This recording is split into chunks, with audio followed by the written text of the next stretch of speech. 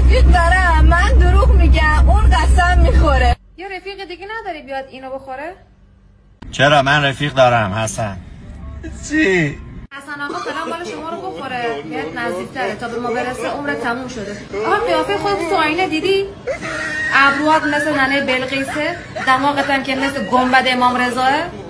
آره دیس میکنی دیس میشه. 4 تاتونم بیاین اینو بخورید. چه دیسی شد. آقا اصلا خودتون رو ناراحت نکنید. من یه فکری دارم. اولی برای حسن رو بخوره، دومی برای منو، این دوتا پسرم برای همدیگه رو بخورن. آقا فدای شما من بشم. برنامه اینستا در اومد برای توسعه کسب و کارهای آنلاین، برای ایجاد شغلای آنلاین. یزیدا خونه تیمیه مگه؟ اینستا رو باز میکنی این داره میذاره دهن اون داره میذاره دهن این. آقا من کاری به خورد و خوراک اینا ندارم. خب ای که سر داختم مثل چرا قوه فنده که نور میده به اینم کار ندارم. داش ناموسن ای دماغی تو داری؟ والا کارا ثبت نامش انجام بده، اول مری با سرویس بفرستش بره مرز.